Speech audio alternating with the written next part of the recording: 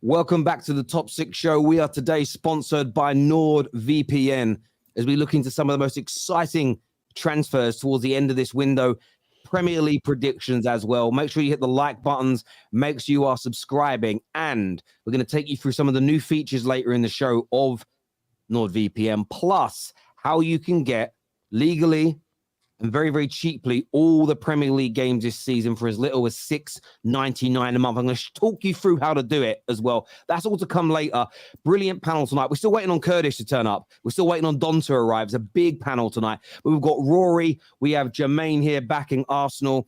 Kaz is back with us after a summer away, building up the brilliant Never a Foul. And his partner in crime over there, Mo, is with us also ahead of what's going to be an epic evening, I think. As we look at Kane, we look at Barella, we look at Amrabat, Caicedo, Lavia, so many deals to jump into, plus our big predictions for the top 6. Who's going to finish in the top 6? Who's going to have good seasons and bad seasons and much, much more. Terry's never on time. It's not my fault. People were late. I'm not going to start a show about a panel, and I'm only 2/3 of the way there now. But where I want to start tonight, boys, is Harry Kane. If I'm being honest with you, been accepted by Tottenham from Bayern Munich, but there's a lot of talk that he's stuttering and he's umming and ahhing over whether to join them. There are now reports that clubs like PSG and Man United have offered him a lucrative contract to join free of charge next summer. Maybe that's a tactic to get Spurs to agree deals this year because they're losing for nothing. What do we think Harry Kane is going to do, Rory? Do you think he's going to join Bayern, or is he going to hold out for a big Premier League move next summer?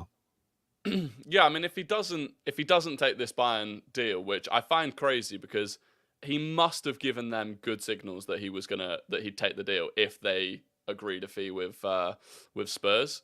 And now it kind of feels like he's bottling it. And then we've seen that this unnamed club has or offered potentially massive wages if he goes on a free next summer. Unless that team is City or Real Madrid, I don't think he should. I think he should go to Bayern now. Even if it's United, that's not guaranteed trophies.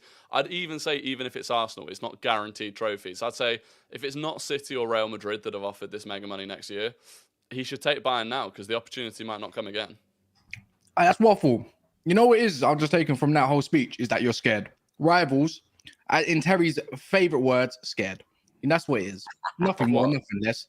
Scared of what? Well, you don't want him to come to United. You know how much he completes the team. It's fine. I hear the completed trophy stuff, but I included my own club, who are far more likely to win trophies than United, in that statement. Oh, it's funny that how great Arsenal are, Rory, and everything, but you ain't won nothing, and Man United have under 10.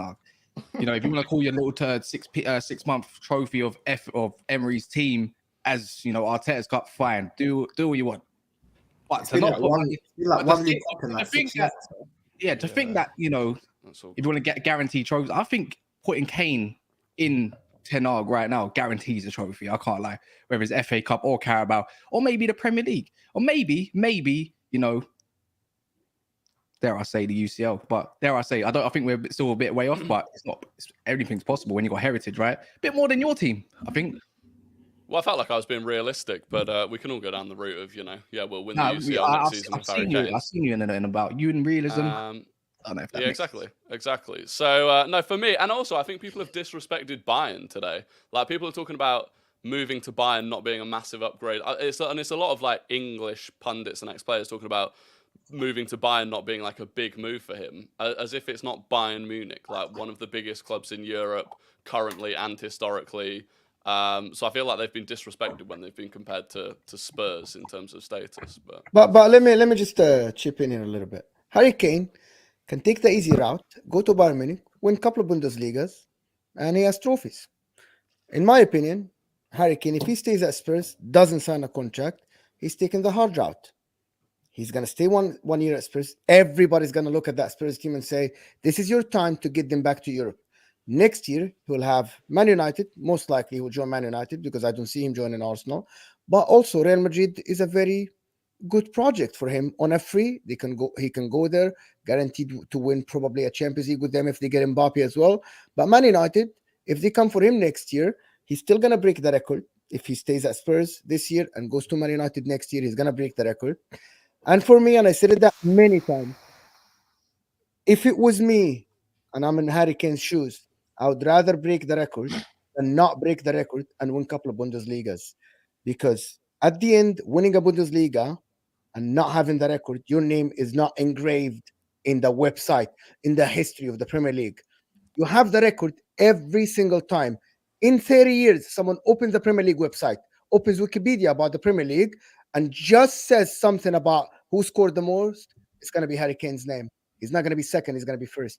It's very important for him to break that record for me, unless he goes to Bayern Munich and win the Champions League, which is, he doesn't make them favorites. I still put City and Real Madrid ahead of them in winning the Champions League. The only thing with the... Sorry, I was going to say, the only thing with the record is that you're right, maybe in 30 years that's still his name, but if someone breaks it not long after him, then that removes everything that he might have had. Like, you can't take the trophies, but I don't think it would happen because I don't think he'll stay in the Prem. But say Haaland stayed in the Prem for another 6 or 7 years and broke the record, then Harry Kane has nothing.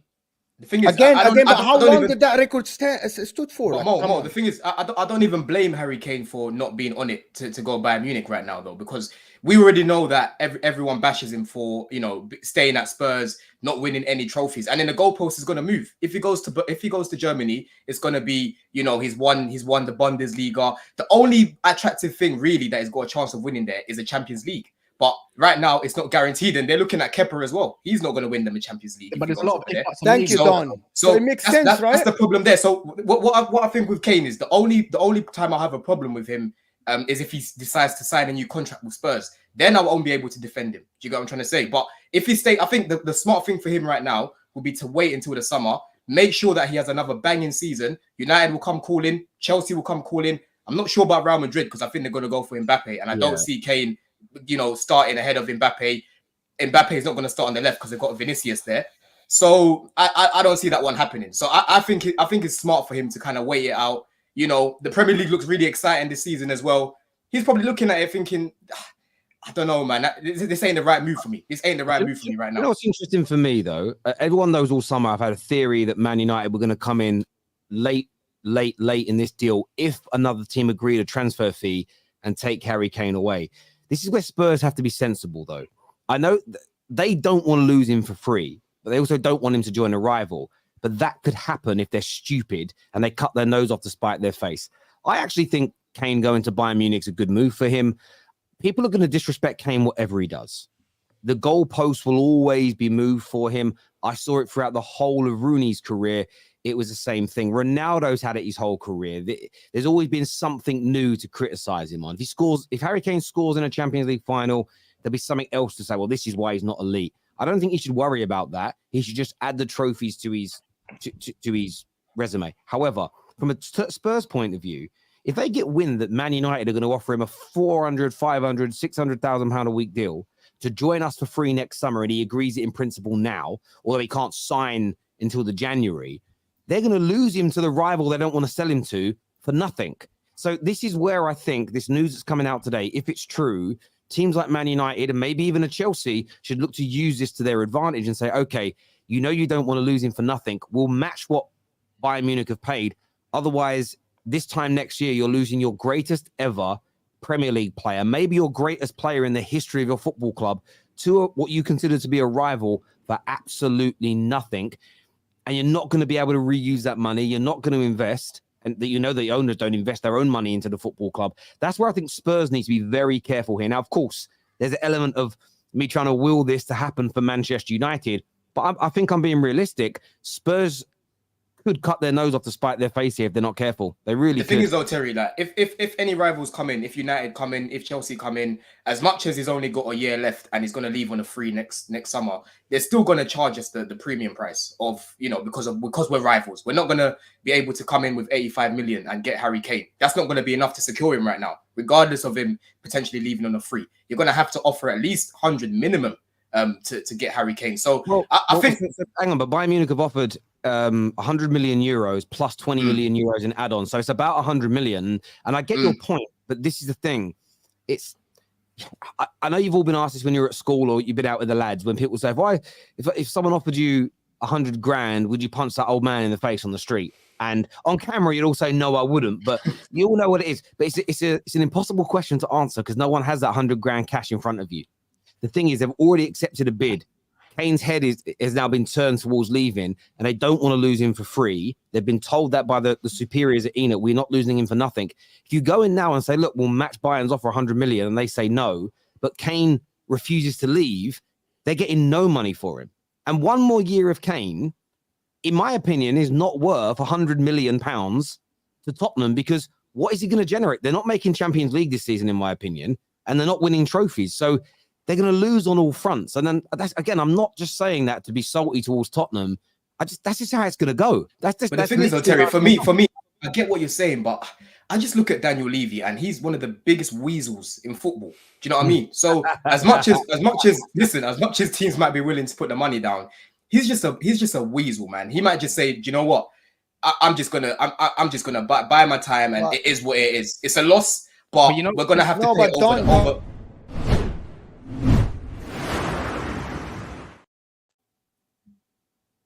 Here we go. Fred is joining Fenerbahce from Manchester United. And that's the first of a number of midfielders to leave the club. The deal is going to be for about 15 million euros, but he will become a Fenerbahce player. They've beaten Fulham to his signature. Medical test happening soon. That's from Fabrizio Romano.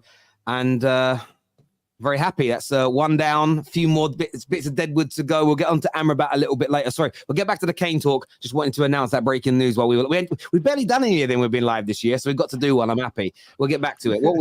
You about to speak? Sorry, Kaz. You about to speak?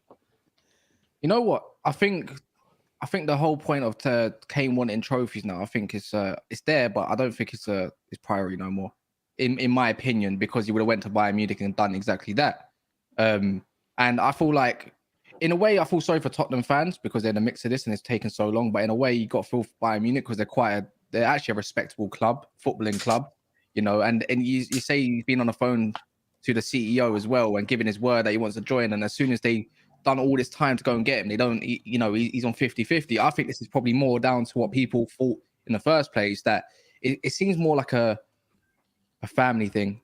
I think because he's got a newborn on the way and everything, etc., etc. I think his wife don't want their kid growing up learning German for the first 4 years. So maybe it's going to be in England. That's why I don't really see him going to Real Madrid either. I think he stays in England now. If you're going to reject that Bayern offer, it's because you want to stay in England, ultimately, in my opinion. Yeah, I think even if Mbappe does go to Real Madrid on a free, never say never. You know, his missus might prefer Spain over Germany and the hot weather and all that kind of stuff. But they can also get him done for free. What's 25 million off of their wages per year when you saved 100 million in total? Pretty much the whole transfer fee in wages and the whole contract, right? So it's a win-win. But I know his brother is not going to be idiotic and think, well, next year with that signing-on fee that you're going to get is going to be absolutely blowing your mind. So if you wait for your options, you have more options rather than one. But I just think he wants to stay in England. And also, if he does break the league, when he does break the record, he'll be on Match of the Day for 30 years. That's his future. In all honesty, Cass, I think if it was Madrid, I think if this was Madrid right now, I think we'd be having a different conversation. I think Kane would go Madrid. In all honesty, I said this before. Madrid's, it's not winning the Premier League, but their trophies hold a little bit more weight than the trophies in Germany. Do you know what I mean? Gareth Bale, he won all his trophies in Spain, and no one looks down on them. Do you get what I'm trying to say? So I just think it's Bayern Munich. I just, as much as they're a big club, winning the title over there, let's be real. Harry Kane's gonna get it from all angles. Oh, he went to win the Bundesliga. They've won it 12 years in a row, whatever it is. I just think it's that. I think it's that. If it was Real Madrid coming right now, I think he would have left. In all honesty, I just think it's Bayern Munich. He's not on it. Yeah, it's going to be interesting. Some super chats here. First one says all these English ex-players moaning about Kane moving to Bayern as a bad move. Look, English players shouldn't be so hesitant to go abroad. Look, I agree with that. I actually, any of my boys or my daughter are good enough to be footballers, and they get English or certain European academies offer them places, I'm finding a way to put them into Europe. I think you become a technically better football player, and that's what I would personally do. But yeah, look, some of the English pundits, I get where everyone's coming from with the goal record, and I understand what it means, but I've just got to stay true to my beliefs in sport. If you can have the record and the medals, great. If you're a 100-meter sprinter and you can break the world record in the Olympic final and the World Championship final, fair play. But that's utopia. And I think in my opinion, what Kane needs to do, Bayern Munich's a good option. I think the best option for him is to pick Man United, genuinely, because I think he makes us title contenders. I think over the next 3 to 4 years, we will win major trophies with the team we're building and with Harry Kane at the club. That way he can break the record and he can potentially win those major honours. Now, there's no guarantees of the league titles at Man United, but that is why I think it would be the best move for him if he achieves those titles in the end. Staying at Spurs, though, for me, that's a complete and utter lack of ambition. Yes, you'll get the goal scoring record, but without those trophies, to me personally, it's an easy way out. It's a very, very easy way out as far as I'm concerned. But thanks for that super chat, LJ. This here says, P.S. Don, I'm glad you've doubled down on your do-rag after that meal deal Premsy. These mates were trying to roast you and Terry. Yeah. I was getting at me for? I was just sitting there. Just to let anyone who wasn't watching know, I wasn't wearing a do-rag. That'd be very strange. But yeah, he was having to go at my forehead being so big. And I'm like, it is what it is. Do you know what I mean? I'm not really that offended. Levy is Kane's dominatrix. Levy has tied him up so much and works that boy so well that Kane will sign a new contract because he just cannot get enough. That was a bit of he's a weasel. He's a big weasel. Let's pretend. This is at UK. Let's pretend Arteta hasn't won the FA Cup. That's at you. With Fred leaving now, Amrabat is going to come to Man United. The deal is essentially verbally agreed. The player is waiting on the club to bid. Fred's now gone. Cass, how excited are you about Amrabat coming in and joining Manchester United and boosting the midfield? Yeah, me and Mo, like I'm gonna say it's nice and clear. Before the World Cup, I didn't really know much about Amrabat. After the World Cup, it raised the hairs on my back because this guy was bossing midfields for Morocco, including other players with Morocco as well, right? And I thought, who's this guy? He's catching up with Mbappe and everything. You know, he's doing a solid job. World Cup international football is a bit different from obviously normal club football. But you go look at the half season, you could say half the season or even 3/4 of the season for Fiorentina, and look at some games. Some you might catch, some games you might not. It just depends on yourself on who you prefer to watch. But you like the how great and how influential he is to Fiorentina's system and moving forward with the ball, since they like to play possession football, high line and everything. I think this guy's wicked. You know, I saw in a final, we want to rave about Declan Rice, how great he is. And I'm going to have to compare it because I think there's similar players playing similar roles for their respective clubs at that time, not for Arsenal. You know, they're a little bit different. One's a bit better of a duelist than the other. One's a bit better passing. I just feel like he bossed that final. Yes, they lost, but you can clearly see even in that game where it's more highlighted how much quality this guy really does have. And I think that's something Man United lack in the midfield is profile of a certain type. Press resistant, bit strong. And I feel like even just passing forward and not losing it every so often, like a Bruno or like a Mason Mount who want high risk, high reward type stuff, I think he brings balance. And I think he'll be used a lot more than people think. And as a backup for Casemiro, I'm just glad that I'm seeing the end of McFred. That's the best part about it. And there's no more to it.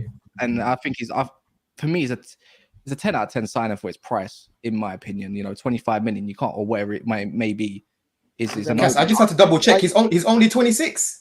Yes. I said it many times. I thought he was nearly 30. Yeah, but you know why he's older? Like, because he's bald. When men go bald young, they always look older than they really are. Like, it's just it is what it is. If Man United get him for 22 million, if Man United get him for 22 million, I said it before, this is the best value for money this summer. Hands down. I think him in that midfield is the missing piece. He is the only one that, to be honest, that can play position-based football because he plays in a Fiorentina team that plays very progressive. They like to have the ball. We saw that against West Ham, and you see it week in, week out in the Italian Serie A. He, as someone who can pass the ball, tackle, he's not like that, the most complete player in the world, but he has everything that you need that you are missing in that midfield. Yeah, and me and Kaz got into this. These players and they don't do anything anyway. Go ahead. I said United always get the missing pieces and all this stuff every transfer. You lot love doing this thing. You lot love they don't compete anyway. You lot love doing this thing, and I'm not saying you in particular. I'm gonna say a lot, as in you know who you are in a certain fan base of Arsenal Football Club and others, right? It didn't work out for you a few years ago with certain players that used to come into your club, But because Yeah, it's Man but United, United- no, you're doing big man. You're doing revisionism. United. You're doing United revisionism. they You're doing always find the revisionism. players. Big man, and you're doing every revisionism. summer Yeah. they have this big media and expectation, and in But let me reality, ask nothing you a ever Like, happens. give me a second, Terry. So, Sorry. look, I want to answer something. Give me an example. Is Lisandro Martinez, for example, United, didn't work out? Maguire, I'm not Pogba, a all United of them. fan, by the way. I'm not a You're United fan. doing revisionism on It's happened 5 for years. years. Yes, 10 years of Man United has been bad. I can admit we suck. We're probably the worst at the top 6. Even over Spurs, we were bad, bro, and business was bad. But you can't say that. Bruno, Casemiro, Lisandro Martinez. A bit like how Josh Kroenke and Edu transformed your club into what it needs to be and backing the manager and backing with money and everything. Things change. And you can clearly see within Man United what's ever going on in the background with new people, new bodies and stuff. There is a difference. Yes, Man United are going to fork out 80 million for some garbage players like Anthony, right? But it's going to happen because it happens. Not every signing is going to be great. But when you think about 22 million, 25 million for a player of his caliber, if you do watch him or not, like things have changed in the last couple of years. But you're gonna go back to the Pogbas, the Di Marias, the Maguires that happened under a crap regime that had no vision. And this is the thing I would say, Jermaine. Like, do you believe Arsenal have changed and you're now buying better players and moving in the right direction? Yeah, I do. Then why can Man United not do the same thing? I don't And know, why do you believe? I have no why do belief you- in Man United. Okay, again, so let me ask you a question. Did Man United improve last season under Ten Hag compared to the previous few years under Ollie? Yeah, compared to the previous year when you had your worst ever finish, which you reminded me of, but you've had better seasons than that. You guys ain't challenged in 10 years. I ain't seen no challenge. Okay. So up until last season, you guys hadn't challenged in 18 years. Yeah, but we did. No, we did challenge it in 18 years. Don't do that. 2013, 14, Okay. So you hadn't challenged much in 18 years. My point is, I can buy that you don't have faith in Man United because you can't treat every club the same just because Arsenal did well. What is it that you don't have faith in? What is wrong with the direction that Ten Hag is taking us in that makes you not believe in us? I want the why behind the what. The main reason why, if I'm being honest, I should say even the main reason. This is one of the reasons. Number one's your fan base. You guys get happy every summer, then you say Glazers out a few months later. It's a bit weird. And secondly, okay, let me unpack that one. So, because Man United fans want the Glazers out, you think we won't progress? no, but there's always silence. It's always like you get happy with your signings, and you can correct me if I'm wrong, but this is just from my point of view. So every summer you break the bank. I understand that. So why will that? So why will that stop the team from progressing? I didn't say you guys won't progress. But you did. You said we're not going to get better. Yeah, I didn't say no. I said you haven't competed. Like you're not going to compete. You're not going to do said that. anything. Well, that's what I meant. I meant United ain't going to do anything. If we improve, so again, if you think, can we improve on last season this year? Of course you can improve. So if we improve, how much will we improve by? How many points additional will we improve by? I don't know, but it's not going to do anything. You're only 9 points behind you last season. The great Arsenal. We're only 9 points behind you. So if you turn around and say, yeah, you guys keep reminding us about this 9 point stuff. No, but this is the thing you're not listening to, my bro. So like, and what's your other reason why you don't think Man United will ever challenge again? Because if I'm looking at your team now, the main players like there's Casemiro, Varane, all of them, they're kind of aging on. In terms of your front line, Hodgland or whatever his name is, it's a good age profile, but the wingers, I don't rate Anthony, Sancho, and them guys. Rashford, I like him, but there's too many holes I don't like in your team. You talk about the ownership, but you was only screaming Kroenke out only 2 years ago. What's changed? Why are you not saying that after a few? Wait, one sec. I'm using your logic, by the way. One sec. Let me finish here. I'm using your logic. Man United make a few signs, but don't sing Glazers out. Guess what we are? Go watch the TV. You hear it on. You hear it. Yeah. Kroenke's out. I ain't heard no Kroenke's out. They bought a few signings, 200 million, 400 million later. I don't hear Kroenke's out no more. Same thing with Liverpool, by the way. FSG gave them the best years in years. But guess what? They ain't spending enough. They're trying to spend their own money. They're not putting in enough of their own money into the club. And this is why you see outrage from the Liverpool fan base. So why is it that you're not screaming Kroenke out even after 400, 600 million when you ain't won a major trophy in years? I'm 5-0 up. That was a bit passionate. Anyway, 2-0 class. The reason I ain't screaming Kroenke out. No, I'm going to say this. The reason I ain't screaming Kroenke out, because Don's my witness as well, yeah? I saw like you said, the transition and the blueprint of what was happening. So there was Arsenal fans even Kroenke out when I wasn't, and I was like, no, like I believe in what's going on. So that's true. He's back then for a minute. I can vouch for that. So when you said 2 years, that's when I kind of spoke up and was about to stop you there, because I'm not like everyone else where we just jump on bandwagons. I actually saw certain things, listened to certain interviews, and I believed in what was going on. Maybe you're not the case, but you generalized Man United fans. So I also therefore generalize the Arsenal fan base. Yeah, I fair don't know enough. you respectively, so I'm gonna do the exact same thing personally. That's all it is. Fair enough. But on, No, I on didn't even. Amrabat, so, Jermaine, on Amrabat, just get it back to him. Why is Amrabat not going to work? With Amrabat, I've hardly watched him. Watched him in the World Cup. Saw a few glimpses. Looked alright, but World Cup slow-paced football.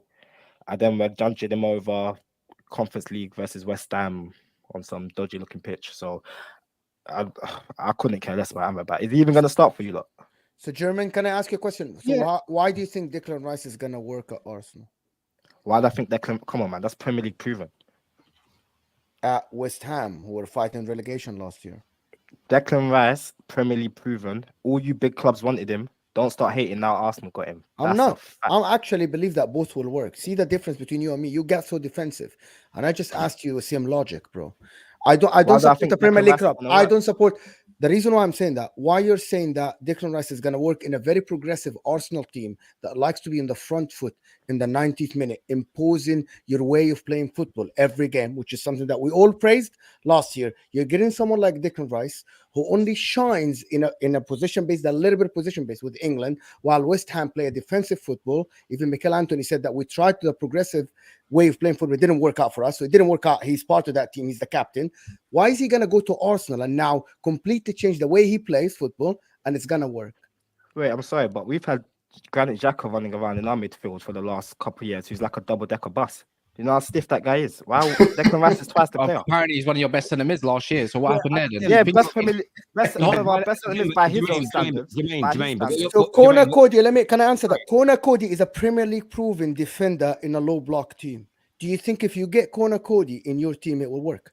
Come man, let's not put Rice on Conor Cody's level. Rice is the England international. Jermaine, he's using your logic. Jermaine, it's the logic that's being it's the logic that's being used here. Like your reason for Amrabat is that you don't know much about him because you're not watching play, but yet you're saying the signing isn't going to work for Man United. That doesn't even make what's it going to do anyway? I mean, signing for Man United in terms of again, hang on. Slow down. Talking about in terms of doing anything for you guys. Slow down.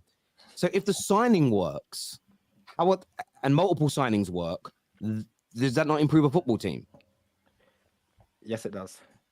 And if we're third in the league and won a trophy last year and our team continues to improve through signing the right players, why can we not get back to challenging?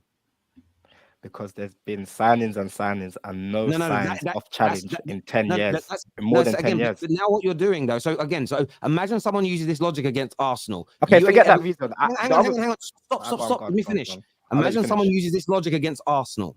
You're not going to win the Prem, and you're never going to win the Champions League because other managers and other teams in your history have fouled. That's literally what you're saying. It doesn't make sense.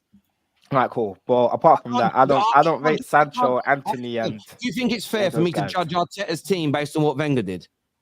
No, it's not fair. Well, why are you doing that? Why are you doing that? All right, cool. I'll put the 10 years of no challenging to a side. Forget the 10 years of no challenging, 10 whole years.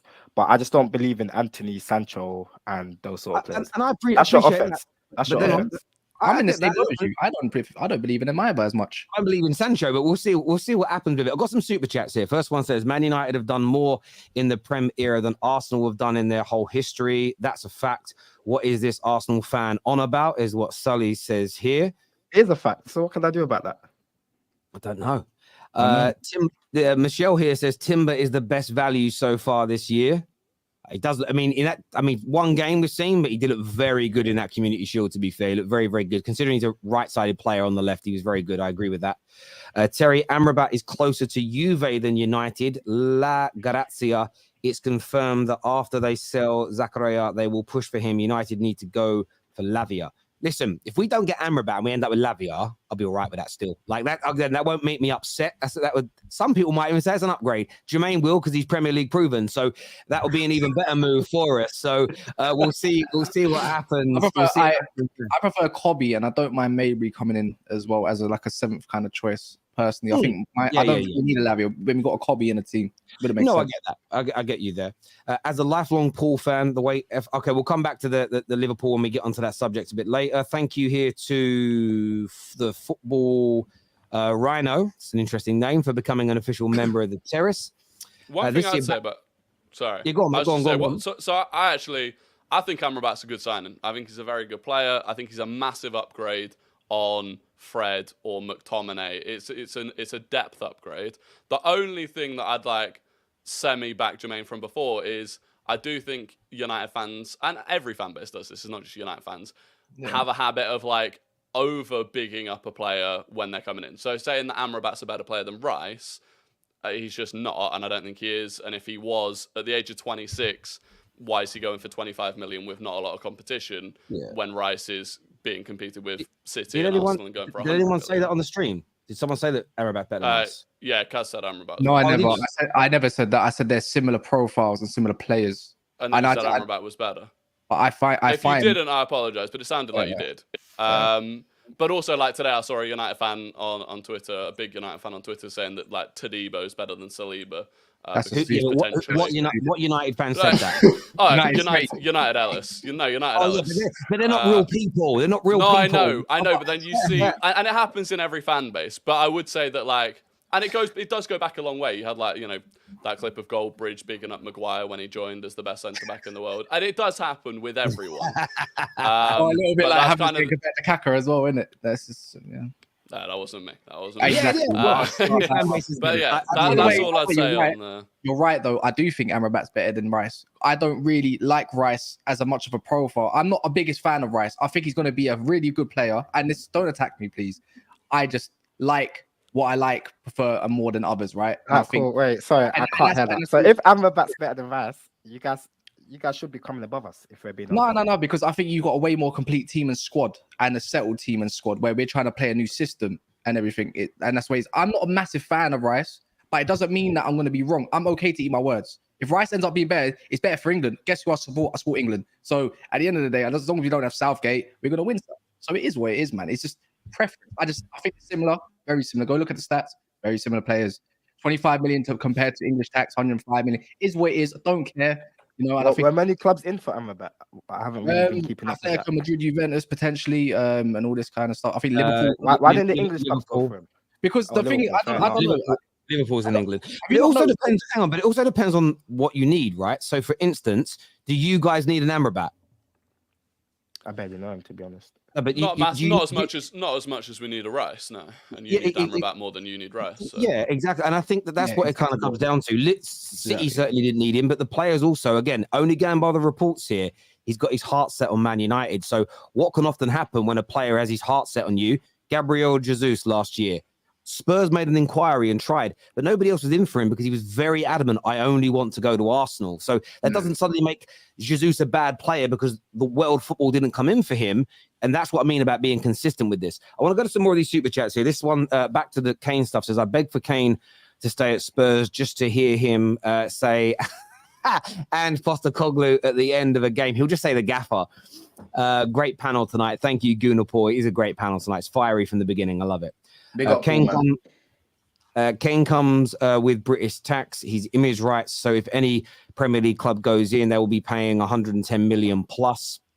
Levy will try anything not to let Kane join the Premier League. That's also true. English players in England, especially the England stars, are always more expensive because their image rights are very, very valuable. Jermaine, as a fellow Gooner, you're waffling. Got to use the same logic we've used for Arsenal with all clubs. Have to keep feelings out of it. Big up is what Jay says. This is Silence. I'm just reading out that this is from V33. He says Igal's capping is making more sense than this guy in the Reds verbal diarrhea. Hashtag bring back Igal. Well, Igal hasn't gone. He's just not been on. Can I ask Jermaine, besides last year, in the last 10 years, which year did Arsenal challenge for the title? 16. 13, 14, 15, 16 a little bit. Wait, last how many years? 10 years. Oh, it's only since 2013. So what's that? What trainers were you wearing? ZX Fluxes or 13, 14, 16, and 15, 16 sort of, man. But we bottled it after we beat Leicester last minute. This here from Laka, the local man, says, Terry, where do you get these no-knowledge Arsenal fans from? Igal, Jermaine, Lee Gunner's son, etc. Bruv, we need better representation. Amrabat is good. You'll never win. Terry, I'm not joking. You'll never win. We brought on 10 different Arsenal fans that never fouled this. I'm not even joking. 10, 11. Never ever satisfied. That's I funny. swear. When Rory made his first appearance on the show the other week, literally the first comment I saw was, "Yeah, big up Rory's here," from an Arsenal fan. The next comment under it from another Arsenal fan was, "Oh, not this fucking prick." And I'm like, that's the problem. It's so, and you're not a prick, by the way. I like you. Nah, Jermaine's been getting love though. Jermaine's been getting love in the comments. No, yes, as well. It's a mixture. Kaz, what was the point in lying then owning up? What are you talking about? What? About Rice that you said. No, I never said that straight. I never said on the stream straight away that Amrabat was better than Rice. I just said that I said a similar profiles after he said it. Then I've said on previous streams, I'm not going to hide it, that I prefer Amrabat, and that's it. And I'm going to back my player, of course. Come on, man. I'm not. Mercy here says a moment silent for the end of McFred, the end of an era. It's a beautiful thing to end. It's a beautiful thing to end. This here says Fred and Maguire going, get Pavard and Amrabat in. Yeah, I'm not too keen on Pavard. I'm not too keen. I'm not too keen on him. But there we go. We'll see what happens with that one. This here says Rice is clear of that alopecia El Neni. Come on. Oh my God. Come on, man. You don't need to go that far. 20, you're a nice guy, man. You don't have to say alopecia or Neni. Come on, man. Alopecia, no. I think he's got eyebrows. I think he's just bald, but you never know. You never know. Big up everyone with alopecia. I hope you're doing good. Viewers, please make sure you hit the like and the share button. As I said at the top of the show, we are sponsored by NordVPN tonight. Now they've got a new feature. They've got a new feature on their on their system now when you have their package, and they call it MeshNet. And what it essentially enables you to do is the way you can safely access other devices no matter where you are in the world. So, for instance, you may have your desktop at home. You might live in London. You might be in Manchester, New York, Sydney. With NordVPN, you can access your computer at home and use it. So for people with business, people that travel, it's a very, very, very important tool to have. And of course, NordVPN protects all your personal data, your passwords, your bank account information, your mother's maiden name, and much more. You should not be on the internet without protection. However, there are some great ways of saving money. And how many of you in the panel are Paramount Plus users? So if you've got Paramount Plus, it's $6.99 a month in the UK. Some decent series on there, some good movies. However, with NordVPN, it becomes a game changer. Now I'm going to put this up on the screen, and I'm going to talk you all through it as you see this come up, right?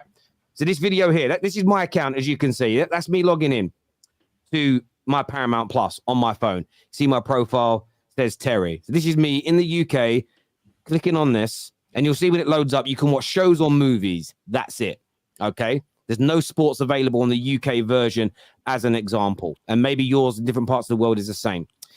Go onto NordVPN. You have to put it onto a Central American country. I use Mexico. So you connect to Mexico. You get this done. Takes about a minute or so, about 20 seconds to load, and it connects and you are secure. Close the Paramount app and reopen it. And this is what happens. You click on my profile again and bang, Premier League football and sports are available. And it's every single game. Look at this weekend as I scroll down here.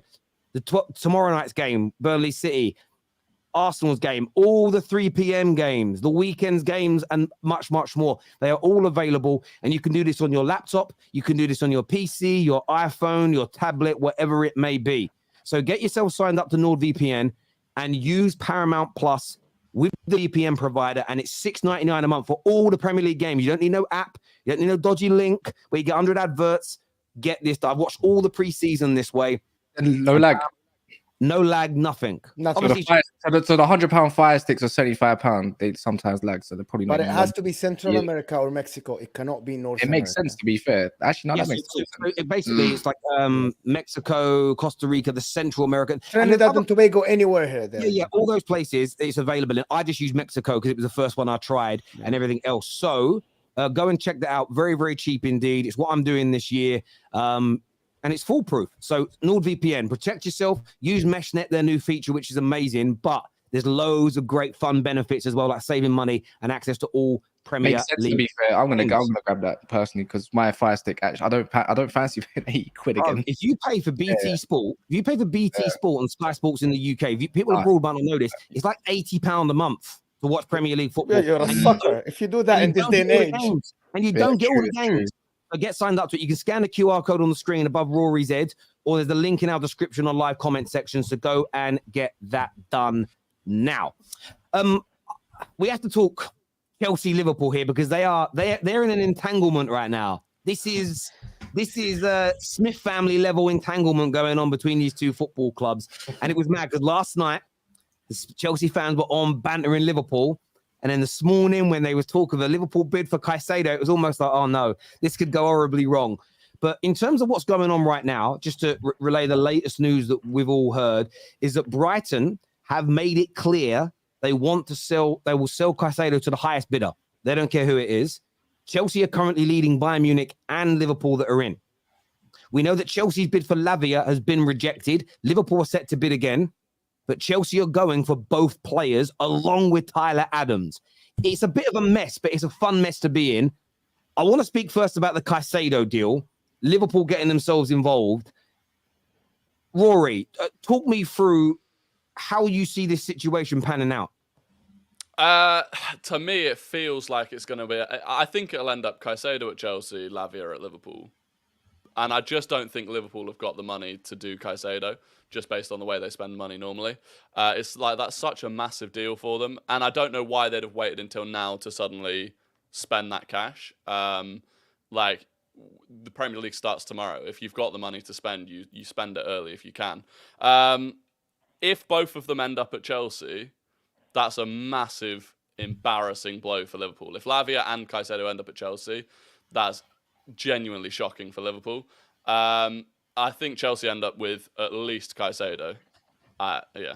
And Bayern are just going to humiliate themselves again by getting involved. But Bayern Munich. All right, let me tell you now, before Don goes off, I've never seen Don type so fast in a group chat ever. As soon as he saw it, actually, as in Monster's words, typing like a bad bee. Like, honestly, I told Mons already, it's the audacity of Liverpool trying to get involved right now. I know we rattled a few cages last night, obviously coming in for Lavia, a player that we tried to bid 40 million for before any of you guys even tried to come in for him.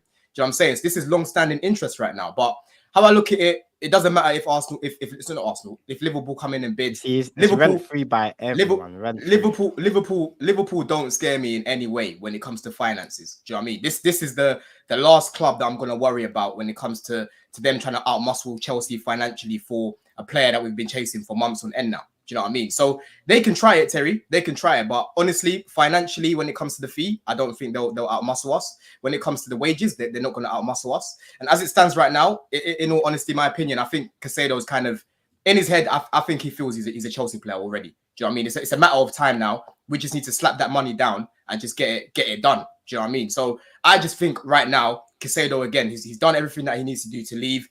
He prefers the move to Chelsea. We just need to pay up. Liverpool are not going to outmuscle us financially. They can try, but it's not going to happen. Don, so how do you feel about 2-3 weeks ago? We were talking about you paying up for Caicedo, and you said you don't think it's going to go above 80 million. But now you might even... I said 85. I said 80. You might be paying 105 million for him. Yeah, well, clearly I underestimated Tony Bloom. Do you get it? So if we end up paying 90 million plus the 10 million add-ons that I'm seeing, then you know this man has obviously got the money that he's. And you're happy with that because on record you said that you don't think that you should pay over 85 for him. Yeah, no, I'm not happy with paying up to 100 million. Of course not, because ideally I wanted to pay less.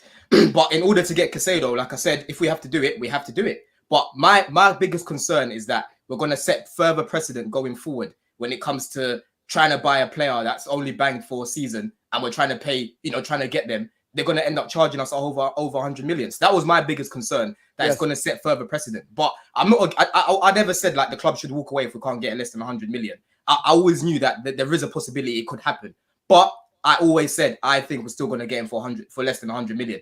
If we get him for 100 million, it is where it is. I can't do anything. Yeah, you don't care, man. I'm still happy either way. No, I do care. I still care, bro. You don't care, man. You don't. I don't want to pay up to 100 million for Caicedo. I don't want to do that. I don't want to do that. Jermaine, I'm not getting you. Are you mocking? Like or I said, serious? Yeah, I don't get it. Yeah, no. Yeah, I'm serious. Doesn't care. It's because we had this conversation. No, I do care. A few weeks ago, and I just knew. In reality, when you sign your players, us fans, we don't care that much. But how no, Of course, but coming from an I Arsenal- do coming care from though. an- Hold on. listen, coming from an Arsenal fan who were trying to bid 90 million, and until City came in the picture and they had to overpay for him, which is you got your player great, everything is great, but you overpaid by about 10 million, or you should have paid before. This 10 million could have used somewhere else, but because you're late in the transfer, which is what Chelsea did, you're gonna overpay. Chelsea could have done this in like 95 million. You might now have to pay 105. And also, if Liverpool are now offering money up front because they got the money from Saudi Arabia, you might have to do that as well. You might not be able to fill the hole that Nkunku left. Liverpool can put any of the finances they want in front of us. Like I said, I'm not worried about Liverpool one bit. The only team right now, honestly, that would actually have me a little bit less confident would probably be Arsenal. If Arsenal came in right now trying to hijack it and they said they're willing to put the money up front, looking at what they're doing right now and where they are, I'll be a little bit more concerned. You get it? They're a little bit closer to home. But I'm sorry, Liverpool don't. When it comes to finances, they don't scare me one bit, bro. They don't scare me one bit. I think Lavia will end up at Liverpool, and I think we'll end up getting Caicedo. We're not gonna get Tyler Adams, Lavia, and Caicedo because people forget we've only got one game a week. Do you get what I'm trying to say? There's not gonna be enough minutes to spread around the team. So it's gonna be two of them. So I think it's gonna be Adams and Caicedo. Lavia will probably end up still at Liverpool, in my opinion. But again, I'm not saying, you know, it's not my money. Like, I'm happy for Chelsea to pay 100 million. I'm not. If we end up paying it, it is where it is. Because I've always said we're not going to walk away. But I've always said I still think we're going to pay less than 100 million. But if we end up paying more, I can't do anything about it. Ideally, I wanted to pay less, but we're not going to walk away. So it is where it is. Because I'm tired of Chelsea being bumped. But obviously, Caicedo signed that new contract. So he's got no control. Brighton are holding all the cards, like I've been saying. So it is where it is. We just need to get it done now. We need to get it done. I've got two theories with Liverpool, right? They're gonna go in for him and they go get him, and he's actually the perfect player for them. Perfect. I don't want it to happen as a United fan. I don't want to see a complete midfield that allows Trent as well and their back four to have a lot of cover. It would annoy me, but they can afford it. People are saying that Liverpool are broke, they can't do it. They can. They've got 50-odd million up front straight cash from the Saudis, right? And before you say Liverpool, Chelsea also did, and they can't afford it. After Mason Mount, you broke even. After that is a bit different, and you can go spend whatever you spend, right? Which you are going to. I think the Nkunku thing has probably made you a little bit more hesitant. And I think Liverpool have showed their hand potentially, because it's only a verbal offer, by the way. But so I think they can afford him, and it would make sense after only lowballing the last offer that they did for Lavia, right? The other theory I have is that FSG are pulling one over Liverpool fans' eyes so they can shut up. And they say, yeah, we are in for him. But then again, if they've done that, then they've shown their hand that they can afford big money signings. And that might even, it might be, what do they call it? It might backfire them towards the fans as well. Because if you can spend money on that player, surely you can go out there and go get the DM, set it back, them required, right? I get what you're saying, Cass, but I think for me, we've done a lot of legwork on Caicedo. That can't be ignored. Do you know what I mean? As it stands right now, like it's been reported numerous times from numerous, tier 1 journalists that Caicedo wants to move to Chelsea. He's pushing for the move to Chelsea. Not to say that he wouldn't be open to a team like Liverpool or Arsenal, but right now Chelsea is his priority. And we've done all the legwork. So Chelsea, the owners right now, aren't going to let a team like Liverpool embarrass us when they've been chasing Lavia, and Caicedo has kind of just come out of nowhere. And we've been chasing this guy for months. It's not going to happen. So financially, they're not going to outmuscle us. They're not going to outmuscle us. You're just banking on the fact that you will always offer a bigger wage than Liverpool, and you will always outbid Liverpool. Financially, this is the legwork. Financially, they're not going to outmuscle us. The word legwork mean what is the word? Legwork is on the player side. We've done all the legwork with selling a project to Caicedo. Goes now and offer him the same wage as yours. Do you think? I still think he'll come Chelsea. You think he will choose Chelsea? Yes, I still think he'll come Chelsea. I think Liverpool right now, they're in a better position to win something, in all honesty. But like I said to Mons earlier, Cass, I think that long term, our project is way more attractive than theirs. Their owners are rubbed, bro. They're finished. I said this earlier. Do you get it? So as much as they can win something right now, Caicedo, over 5 years, I think he'll win a lot more at Chelsea than he will at Liverpool. We've got a more attractive project than them right now. So I'm not worried about Liverpool. The only team, like I said, that would worry me right now, if they're trying to come in, would be Arsenal, in all honesty, not Liverpool. Why do you say that? I don't get it. Trent is young. I've just explained the reasons. Konate is young. Szoboszlai is young. McAllister is young. Nunes is young. Okay, Mo, would you tell me that Liverpool's owners are more ambitious than my owners? Absolutely not. So then why? So then do you think that players don't look at that when they're being sold a project? They look at the owners and the ambition. To be fair, he just cares about Caicedo. Clearly, just cares about his Again, there's many reasons here. Like I've said, Caicedo would be open to a move to Liverpool. He'll be open to a move to Arsenal. I'm not saying that he wouldn't because we're all big clubs. But what I'm saying is between Chelsea and between Liverpool, whose owners are more ambitious? Of course, but he could elevate Liverpool though. But whose owners are more ambitious? Listen, how long did it take for? How long did it take? Hold on, let me just say something. How long did it take for Liverpool to replace that expired midfield? How long does it take for Liverpool to invest in certain areas? FSG are one of the worst owners that we've got in the league, right? Like I said, players will look at that because players want to know that when I come to this club, I'm going to be playing with good players and owners that are ambitious and want to win stuff. Yeah, Liverpool, but I'm sorry, they're nowhere near us when it comes to ambition. I'm sorry. I think you're wrong about FSG. I think, I was going to quickly add, sorry. Your club might be more ambitious and your owners might be more ambitious. That don't mean nothing. That don't mean anything. It does mean something. It does mean something. Guess what? Yeah, my club owners are not ambitious. As long as they got their dividends at the end of the year, they don't give a damn what happens. Yeah, right. FSG probably want to run within the means of the club. But Liverpool fans and Liverpool Football Club is way bigger than yours. There's a massive. That's not what we're saying right now, though. We're talking about where we are right now. No matter if you want it, your guy's shown his ambition in his hand. Guess what? Now you need time and patience. Does Caicedo want time and patience now? It might not work. You've got a whole new 11. 21, not 26, 27. It doesn't matter. The way this guy wants to be, I swear down, he wants to be right to the top straight away. I'm not saying he doesn't want to go to Chelsea. Why would you not want to go to Chelsea Football Club? It's a great club. It's in London. Actually, it's not that great of a club, but you won trophies and everything that comes alongside it. Liverpool, on the other hand, are a bit more prestigious than your club. Actually, way more, if anything. And I think like it does hold weight still for Liverpool, even though the project at York is just getting started. Liverpool's still got something settled. You add him into that midfield. I think if he adds him, that's showing ambition that they want him to complete a midfield, to play with Salah and a new lot as well. That might come with it next season potentially. You guys are missing. You guys are missing the point here. I'm not saying he won't go to you, by the way. I'm not saying that. But you're doing it again, Don, which we've done back to before. You did a lot of if and maybes, and there's no absolutes in none of this. It's just your opinion. I've given you logical reasons as to why we're getting over Liverpool. I just think you guys just don't like my reasoning. You don't like my reasoning. That's what it is. I've given you logical reasons as to why he'll pick us over Liverpool. It's wrong when it comes to how's FSG, it wrong? What's wrong?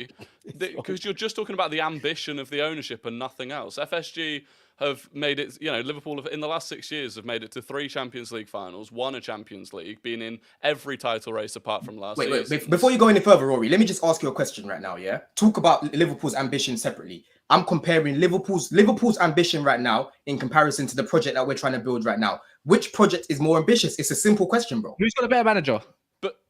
You're not. Why are you trying to change the question? Okay, I'm asking you guys a simple question. Can I answer this question? Hang on, guys. Let Rory finish, please. Rory was talking. This is back to Rory. Sorry. I think you're putting too much emphasis on just what ambition is. I could have the ambition to become the president of the United States. It's not going to happen for a lot of reasons. Like everything else to do with Liverpool, the heritage of the club is bigger. You see how you're skipping around. You see how you're skipping around. This is the thing. I'm not disputing how big Liverpool are as a club. No one has put Liverpool down.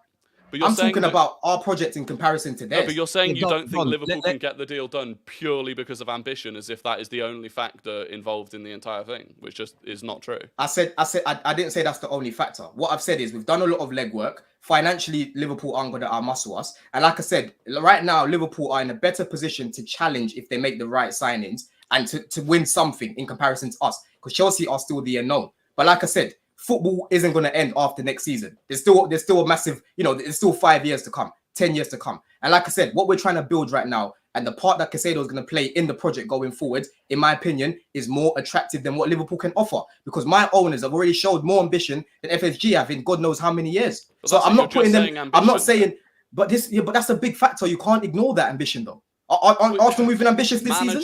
Or blind ambition? Our manager's a good manager. Poch is a rated manager when it comes to football. We've got young players who can potentially become world class. We've got a good project going on. Chelsea being in London, we're a big club. You know what Rory's and what I'm trying to do? There's no Liverpool rep here, and I know I'm a United fan, so I'm trying to balance it a little bit. And you're giving your reasons, but we're also giving reasons why it might choose Liverpool as well as much as your club. because of the pool of Liverpool, because of the size of Liverpool, because of Jurgen Klopp, because he's better than Pochettino, right? I'm not saying you're right, and I'm not saying you're wrong because you're not. Yes, you have a lot of upcoming talent, but there's already a lot of already made talent at Liverpool. And you say next 5 years, we don't know what's going to happen to Liverpool in the next 5 years. It's a lot of if buts and maybes and potential again. That's what I'm trying to say. You probably will get Caicedo. You've done the legwork and everything, and I'm pretty sure. But to not give them a fair chance at everything, as well as what might way be. It's down to Brighton who would they want to accept the bid at the end of the day. But this is the thing, though, Cass. This is what I'm saying. I'm not discounting Liverpool. I've said this already. Caicedo would be happy to go to Liverpool. He would be happy to go to any of our clubs because Caicedo just wants to play for a bigger club. That's not what I'm saying. I'm talking about in the context of what is going on right now. We are up against Liverpool. Well, if they put a bid down, we're up against Liverpool. And like I said, they're not going to outmuscle us financially. And like I said, long term, in terms of what we can win, in comparison to what they can win long term, I still believe that we can win a lot more than them.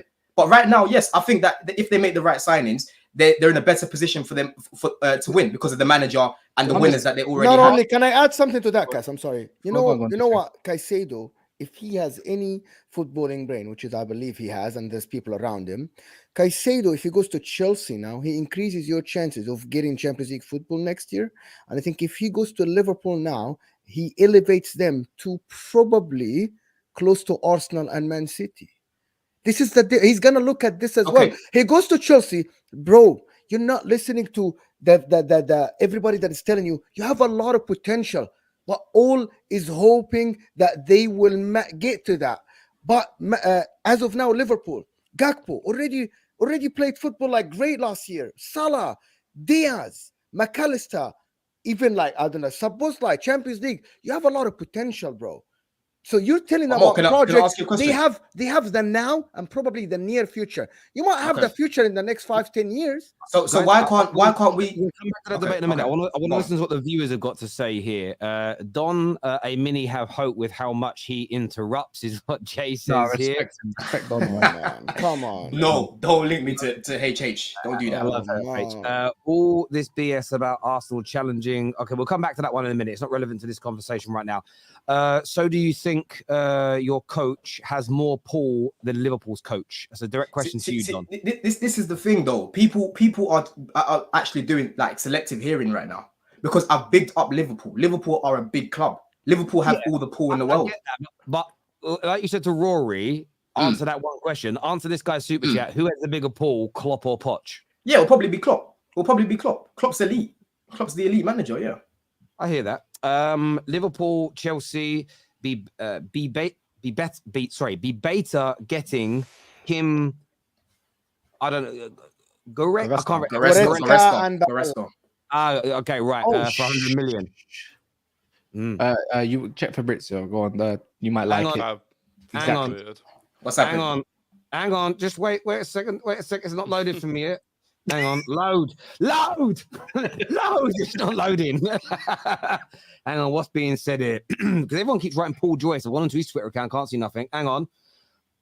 This is 1 minute ago. Fabrizio has said, understand. It's still bloody loading. Understand Brighton want to resolve the issue tonight. Brighton have been clear, selling to the highest bidder. Liverpool will challenge Chelsea and also send final proposals to Brighton. Official bids will be there. Players' position will be crucial. So Liverpool will bid. Listen, it's bring it on. It's bring it on. Bring it on. So let's get some predictions. If it's going to end tonight, Mo, who is signing Caicedo tonight? Liverpool or Chelsea? Liverpool. Okay, cool. We'll go around. Is it my turn? No, I forget Liverpool. Chelsea, man. Give it to Chelsea. If I see him at Liverpool, I'm actually gonna get hurt. I'm actually gonna be hurt. You're obviously gonna pick Chelsea, right? No, Liverpool are gonna get him. Of course, I'm gonna pick Chelsea, Terry. Come on. Jermaine, bro, what you going with, G? I think Chelsea will get him, but I hope Liverpool get him. I hear that. Rory, who are you going with? If it happens tonight, it'll be Chelsea, for sure. I think it's a bit like the Man City and Declan Rice thing. City came, but it's little bit in it. For a while. Do you know what? I think Brighton are just playing an absolute madness. They've been so relaxed and not caring about this deal getting done for the whole window. And now that they've finally got two people involved, they're like, right, do it tonight. Because now Chelsea and Liverpool are going to be panicking like shit to get this deal done. Sunday's important though. Remember, it's like whether Brighton play on the weekend or nothing, you have to get it done now. Look, I think Brighton have ambition. I just deep that as well. They play each other on Playing Sunday. each other. Yeah, yeah. And if it comes tonight and he's registered by midday tomorrow, he plays. Mental, innit? I think potentially, but I think Adams will start that game, and then Caicedo will probably get presented. I don't know if they'll get it in time. I hope they do. Adams is injured, right? He's out till September. No, he's fit. I'm hearing he's fit. All right. I'm hearing he's fit. Oh, wait, Chelsea soccer club, bro. Gonna win that ring, bro. This is a mad. I've got some more super chats here. This one says, "Big up Don. Bring on Caicedo. Will be a Chelsea player." Is what Daniel Waters says. Big up Dan, man. Liverpool will never a destination for big superstars. They miss out on him like they did with Enzo and Bellingham. I mean, also what I do love about Liverpool being 100 million is it proves that the Bellingham, we didn't get rejected, we just didn't have the money, was a load of old bullshit, as we all knew it was at the time. Clubs walk away for one reason and one reason only, because they get rejected. Simple as that. I think all he's trying to say is Chelsea's ambition plus legwork means they're in a better position to sign him than Liverpool, even though Liverpool have more pull. That's literally it. I mean, that would have saved 10 minutes if you'd have said that, Don. Like, no, I mean, that's the point that I was making. No, it's good. It's good. I like the debate. So a couple of months ago, Liverpool couldn't afford Bellingham. Now they can pay the same amount of money to buy Caicedo. Something doesn't sit right.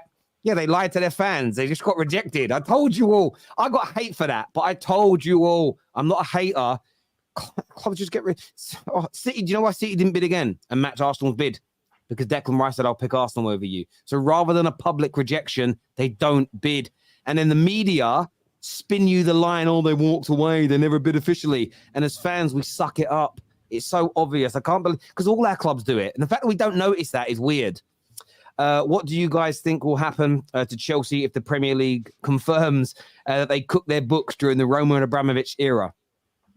I mean, we snitched on ourselves, so I reckon we'll probably just get a slap on the wrist. They've done all the checks. You definitely did cheat because you've grassed yourselves up. Yeah, pretty much. I mean, we done, obviously the Prem done all the checks and stuff when we had to go through the ownership, and nothing was flagged up. And Todd Bowley and that actually reported it directly to UEFA. So we'll have to see. So would you accept punishment of point deduction that happened during that era? I don't know what it's going to be, but I reckon it'll be a slap on the wrist. I reckon it will be. There has to be some. I don't. Yeah. I think it depends on the size of it. If it's a few million quid, yeah. If it turned out that you bought 10, 15 players that were influential for you through cooking the books, then I think it's got to be bigger than a point deduction. It all depends on it's like with Man City's. It depends on what they're found guilty of and the severity of that. It's one of those hard things to judge until, if you guys siphoned off a few million quid, slap on the wrist, fine. If, as I say, you bought 15 first-team players that helped you win Premier Leagues and Champions Leagues, you can't just get a £2 million fine for that. I think it's to do with payment to Christensen's dad or something along the lines of that. So I don't know if that's the only thing. We'll have to see. In fairness, he made you worse, so it's not. Didn't work out well. This here says even what Mo said, Liverpool are banking on potential too. This midfield has never played together, no DM at all, and defense is still shaky. It's a good point. This is why I said add Caicedo to that and less risk. And the thing is, and Terry, for me, this is why I'm saying that Liverpool are in a better position to win right now, because Salah, let's not act like Salah's 25, 26. Van Dijk's not getting any younger. Do you know what I mean? You've got players like, obviously Alisson's a goalkeeper, so that's a little bit different. But when I'm talking about ambition specifically, when it comes to those players ready to move on, are FSG going to be as ambitious as Chelsea to replace them? And I don't think they will be. And you can't really blame me for having that opinion, because FSG, a lot of the Liverpool fans want them out for not spending and lying to their fans. So that's how I'm looking at it. Ambition isn't just the only thing, but it's a big factor, bro, when it comes to players and when they're looking at their next move. They have to make sure that the owner is going to spend money.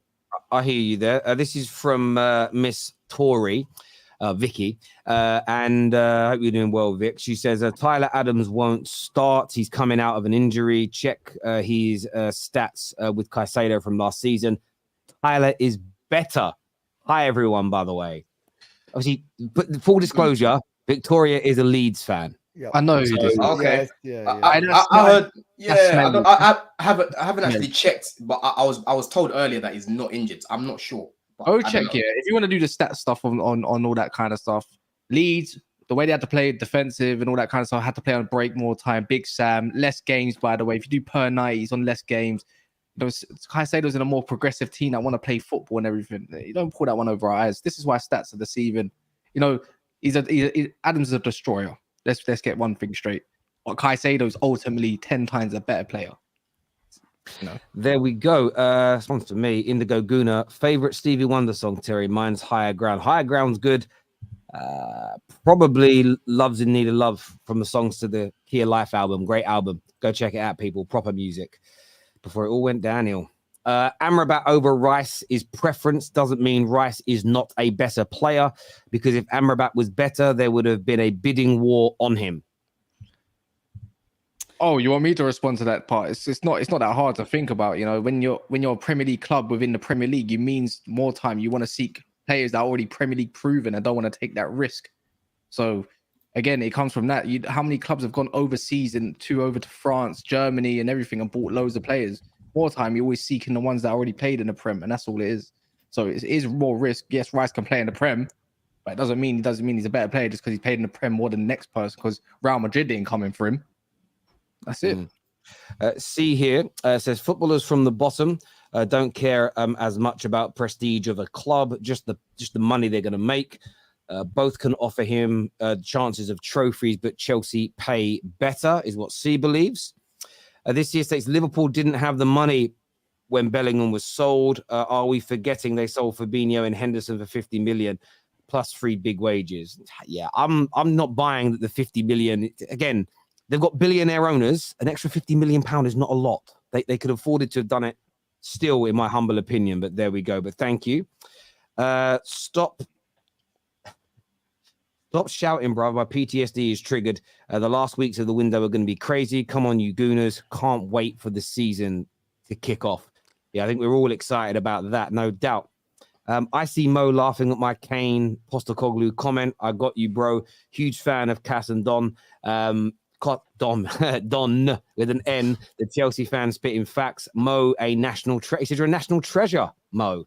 A very nice thing to call Mo. A national treasure. Don, stop smiling about how muddied Liverpool are. What are you doing? I can't help myself, bro. I can't help myself. Do you know what I mean? They were just making noise in group chats about Levi Colwill. I had to just educate them about that situation as well. So yeah, they This can is hold very that, important super chat. Go ahead. If Caicedo only wants Chelsea, Brighton can't just sell him at the highest bidder. FSG won't pay enough for Caicedo. Chelsea can afford both. I'm not worried.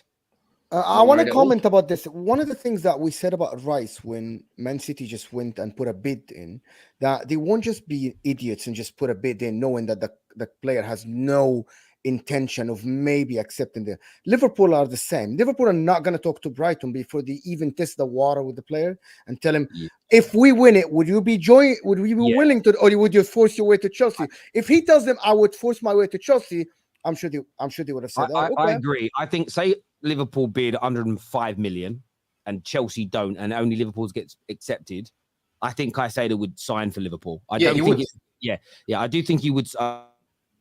But yeah, they've set this thing up of we're only accepting the highest bidder, where West Ham are like, we'll accept this level, and however many clubs bid it will accept, and then the player can pick. So it's a little different, but yeah, don't underestimate Liverpool, mate. We've got European football also. Get ready bid going in from Fabrizio. Yeah, we saw that. Sam, thank you very much, my brother. I hope you're well. You forget we have Fabinho and Hendo bag, is what LFC My Religion says. Thank you, bro. Have you forgotten how much money that we've made? Yeah, true. Karma Caicedo is what Nathaniel says. Hope you're well. When are the 115 charges cooking City? Why is the FA so slow? So nothing to do with the FA, nothing to do with the Premier League. It's now with an independent body that is reviewing it. The difference is Chelsea are not even at a charge stage, let alone a hearing stage yet. So different stages of the situations both going on there. This is back to Liverpool from Jason. Jason says, as a lifelong Liverpool fan, the way FFG have been haggling over Lavia's fee like in a fish market is downright embarrassing. No money, no ambition. FSG out, is what's been said there by Jason. He is not a happy bunny whatsoever. What we looking at here? Arsenal fan here. Before the league ended, I predicted Man United and Newcastle for Champions League. My opinion on Chelsea's transfer, they should go for Adams and Lavia and forget about Caicedo, is what Auto LLC has got to say here. Chike LLC has got to say. That's an interesting take. I disagree. Caicedo for me is better than Lavia right now, and Adams, and they should break the bank and bring him in. I think he'll handle the pressure as well. And Terry, I listened to what you said earlier about Caicedo being an anomaly. Like, I know they're both young, but Caicedo doesn't play like he's 21. Do you know what I'm saying? This man does not play the game like he's 21. So right now we need to bring him in. He's the one that's going to elevate us to the next level. I agree. We're going to come back to Chelsea later because we're going to do season predictions and predict the big game over the course of this weekend. Don's internet's gone all dodgy again. But so there have been links today. Arsenal are still looking at other players. Miguel Delaney said if Balogun goes, they could be looking at another 6. There's talk about maybe a Mohamed Kudus. Today we saw links with Inter of a potential move of Barella as part of a cash plus player deal to bring him in. I'll go Jermaine first on this, and then Rory. Do you think there's any chance you could tempt Barella away from Inter Milan? If so, is that a player you would like to add to this Arsenal team for the forthcoming season? So Barella's one of those players that I've never watched week in, week out, but I've known of him and liked his style of play. I thought it's something that we should do. He's one of the midfielders that I wanted, but you don't really see Italians come to the Premier League as much. But to be honest, I want to move away from the number 8 position anyway. I know people say Rice ain't that good offensively and Havertz ain't a set midfielder anymore, but I feel like we've done enough work in the midfield and we should look at the striker position. That's the position that I want to provide cover for, especially with this Jesus injury. Do you agree, Rory? Yeah, I mean, look, I'd love Barella. I think he's a great player. I thought he didn't represent himself as well as he could have done in the Champions League final, but I haven't seen him before that. I do think he'd be a great addition. I don't necessarily think it's a position that we're crying out for a player at the moment. And I also just think that deal itself, this idea of swapping Balogun and Tomiyasu for Barella, it's just the sort of deal you don't see get done very often. Like 2 players going one way, one going the other way, no money involved. Like it would be an odd deal for us to do. I would take it if it happened, but I would be very, very surprised if it did. Yeah, I agree. I mean, obviously, you're an Inter fan, Mo. Can you see Arsenal pulling this off and bringing Barella in? Or is this just, I mean, it come from the Italian press. It isn't from the UK press. But do you think this is just pie in the sky nonsense? Maybe, actually, because now we just added midfielders. We added 2 midfielders in the team now. We just bought 2, Fratesi and another guy. So I see Barella, for me, Barella is Mr. Inter now. However, it has to be a lot of money. Rory just said that it's a straight swap with Tomiyasu and Balogun for Barella. I think it will be at least about 30 million on top of that if they want to tempt the guy to go. If it was me, just my personal opinion, Balogun and Tomiyasu plus 30 million pounds, for me, that is not a bad deal for Inter now, in my opinion, especially we're getting a striker. Is he going to go to Arsenal now? They need him, in my opinion, talking from a Premier League perspective, because they are really light in the midfield in terms of like someone like a Barella, someone who can run back and forth the whole game. Even Declan Rice is similar to Barella a little bit, but I think Barella is way superior player than Declan Rice. So they only have one player like that. You think Arsenal are light in the midfield? In that, I said, you're not listening to the second part. I said in that 8th row. Look, see, you're only listening to what you want to hear. Yeah, but Smith Rowe gets around on the pitch though. Not defensively. I don't think he's defensive. I think Smith Rowe for me is an 80 offensive player, 20 defensive player. Odegaard the same for me. Declan Rice is a 50-50. So they are lacking someone who is like a 50-50 guy other than Declan Rice. Okay, and yeah, if you want to play Premier League, Cups and Champions League, and also Barella has the Champions League experience, won the league with the Inter as well, won the Euros with Italy. I think he brings experience to that squad. And if Thomas Partey is about to leave, okay, so they're gonna be light a little bit. And also Jorginho wants to leave as well, based on reports. So they need a Barella in their team. The biggest issue I think with this deal with Inter as well is that we already know that Arsenal and Inter value Balogun at completely different values. And so if he's going to be involved in the deal, I don't think there will ever be an agreement between the clubs on what Balogun is worth in that deal. So I just think it's such a difficult deal to do. It's 20 million pound valuation difference. One you value is at 50 and Inter value him at 30 million pounds. Can anyone actually see? I mean, I speak to a lot of Gooners, and there's a difference of opinion. There's still some that believe Partey could be sold this summer. Nah, no chance. Okay, so in Italian media, yesterday and the day before, Corriere dello Sport, if I'm not mistaken, they reported that Juventus actually are about to inquire seriously about him, about Zakaria, right? Because I think Zakaria was sold to Monaco yesterday or yesterday evening, today, this morning then. So yeah, yesterday for me. Yeah, true. So yeah, before I went to bed, I saw the news. It's this morning. So that means also McKennie, they are looking to offload McKennie. They are not happy with him. Allegri is not happy. So they might go to Arsenal and ask about Partey. The issue is, and again, I saw a thing yesterday saying that, if Juventus decide they want Partey, they'll get him, which is just crazy. Like Juventus they're not that guy. And also, again, the valuation's well off. Like they think Partey's worth 20, 25 million, and Arsenal won't settle for anything less than 40. So, and I think we saw in the Community Shield, like Arteta has decided that Partey is a starting player in this team more often than not this season, and we haven't got the time or necessarily the options to replace Partey this late in the window. So, I'd be shocked. I agree with you. Actually, I agree because I think Rice is going to be used more of an 8, and then you literally have just one guy that can play that 6 role that will benefit the team. I don't think Jorginho is that guy in my opinion. Jorginho was good. You know what I mean? Like nowadays with Arsenal, you need a Thomas Partey. I think he's night and day when he is or is not on the team as the No, Partey is so key for Arsenal, how they want to build up.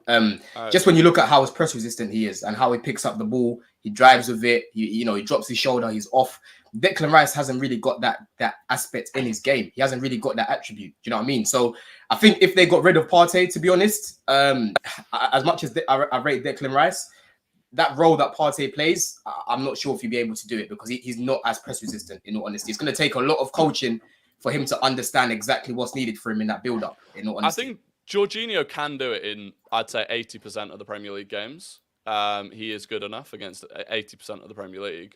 But this is why I'd have loved Lavia this window, because I think giving Lavia a season with Partey there as an understudy to Partey, I think would have been ideal, but I just don't think we got the money for it. You know what the problem with that, Rory, is that I think this Premier League, and I said that many times, I think it's the strongest Premier League I've seen over the past 20 years about the amount of teams that you go to games not knowing if you're going to win or lose. Because you play Brighton away, even Arsenal, you don't know. If you play Aston Villa, you don't know if you're going to win or lose. Chelsea, Spurs, even if they keep Harry Kane. I like the level of the 9 teams are like ahead of everybody else. And someone like Jorginho might have worked against 80%, as you said, last year. It might not work this year. You really need your starting 11, the good ones, to play against the Brightons, the Villas. Like everybody needs these people. And I don't think it will work with someone like Jorginho now. Kaz, let me ask you a question about Arsenal. Do you think they're ready for the start of the season? I see a lot of some Gooners say they're not. They need a prolific number 9. Some rivals think the same. Or do you think with the business they've done, what they've added, and their younger players being a year older, the manager being a year more experienced, do you think they're ready to challenge and maybe go one better against City this year? Yeah, why not? They don't need a prolific number 9 or nothing. That's just excuses for Arteta and all of that stuff. Like, you don't need 2 great players in every single position. Look. If we're going to keep their bar in City, the City don't have 2 players in every position that's world class. They got players that can play in multiple positions that are still going to be world class in that area, right?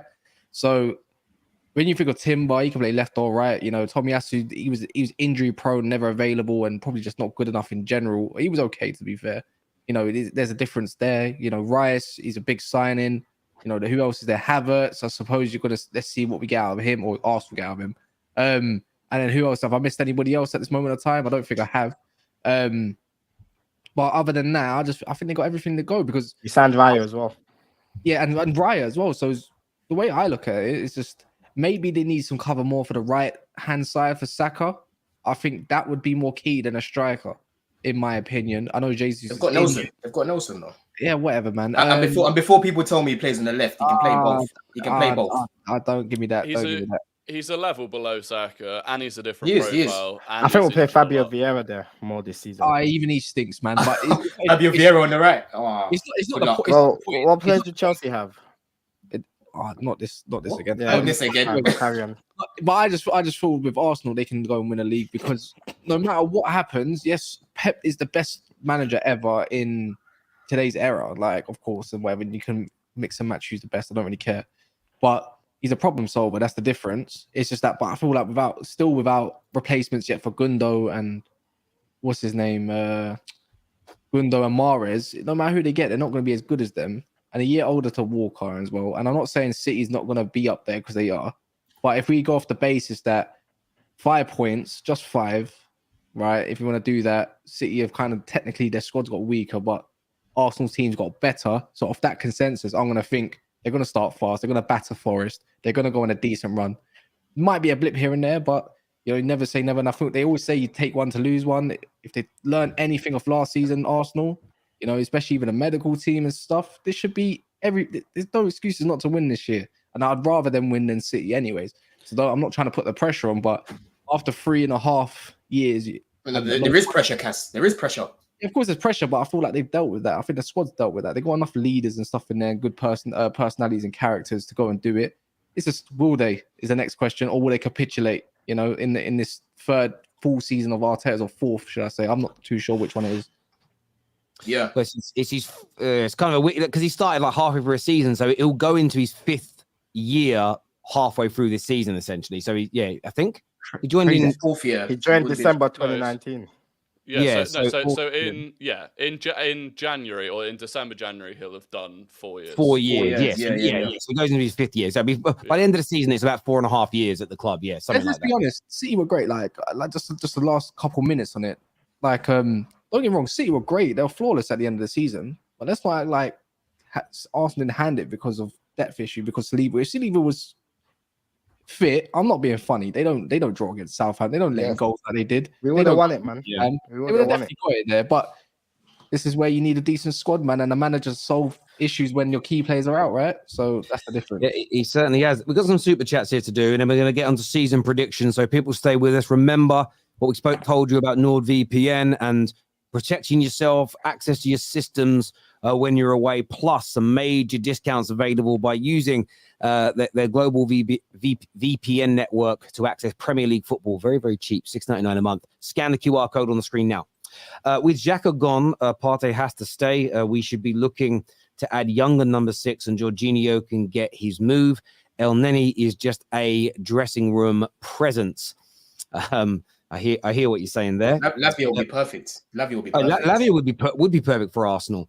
People think Arsenal might do well in the Champions League. They couldn't advance in the Europa League last year with an almost complete squad against Sporting. Champions League is a different game, and last time they played was in 2017. I'm not sure about that complete squad against Sporting and stuff. What I would say about that is Arsenal weren't even starting their full strength 11. I don't even think they would take that, rightly or wrongly. They were not taking those games as seriously as they should have done. Yeah, so I think I wouldn't use that as a barometer personally. Inter have withdrawn from going for Balogun, according to Pete here. I haven't seen the news on that myself, but thank you for updating us, bro. This is a big question for you, boys. Is Caicedo better than Rice? I prefer Caicedo for how I want us to play in build-up. I prefer Caicedo, and I think it's got a higher ceiling as well. Yeah, I agree. But Rice has played longer in the Premier League, but I don't care. Right now, I think Rice is better. I think Caicedo's age means he could become better. It depends how So at the moment, Rory, you think at the moment, based on last season, who is the better player? Caicedo had a better season. Well, the thing is, Caicedo had a better season, but in a far better team, right? So, and this is purely, look, there was a point where Arsenal were potentially going to get both of them. And I said for the long term, I would have preferred Caicedo over Rice, but short term, I prefer Rice over Caicedo. So if you dropped either of them into the Arsenal team for next season, who would do better next season? I think it would be Rice. Caicedo. But Caicedo has the age advantage, so it's difficult. There we go. Thank you, Tiger, for that super chat. Apologies, Don, not Dom. My bad is what Gunnar Paul says here. No stress, all bro. this BS about Arsenal challenging in 13, 14, fourth. I think we've gone through that. No, we haven't gone through that. I didn't read it because it was just 14, 15 third, 15, 16 second, 10 points off, 16, 17 fifth, 16, 18 sixth, and then 8 second. Well, where is the challenge beside last season? Well, as for that question, 13, 14, we were about 7 points off the league. And during that season, I remember going to games singing we're top of the league. Up until Ramsey got injured, we were looking the part. 14, 15, I didn't say we challenged. And 15, 16, was it not us, Arsenal and Leicester? And then obviously Tottenham came in and we came second.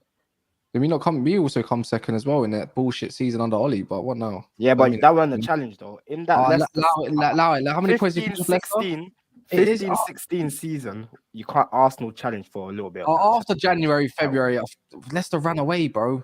They ran away. I remember beating them at home. Welbeck ran away. into the crowd. We're away. all going bizarre. It was because of the league, not that's why they we're going crazy. Bro, they ran away, man. Bizarre. Wouldn't say it's a challenge, man. You didn't challenge them. They ran. They flew.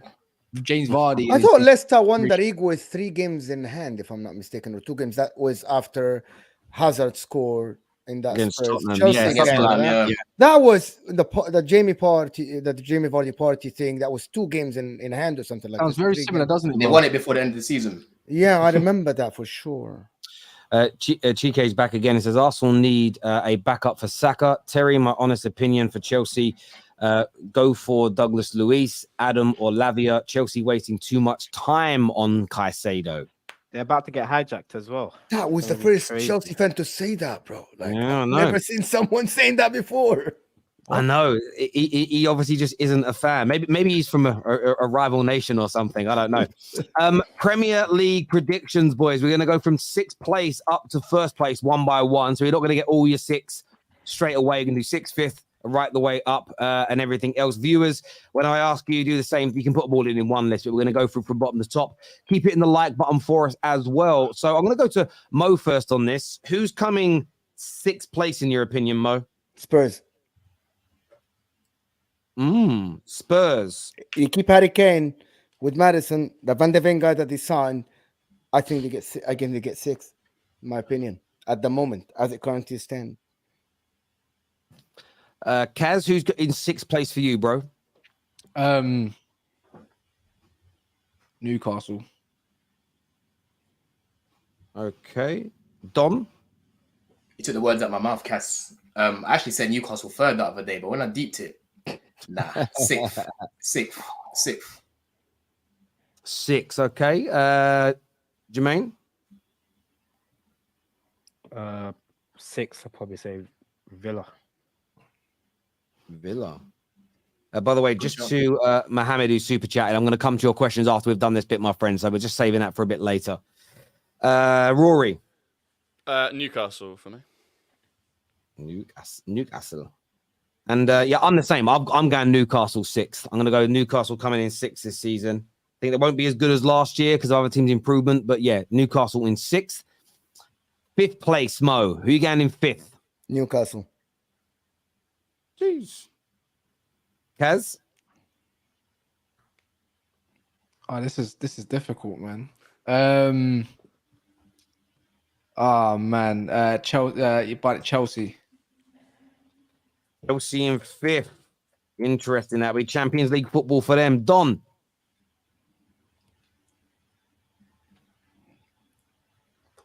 I'm going to say, do you know what? Liverpool can hold that. Liverpool in 5th. Jeez.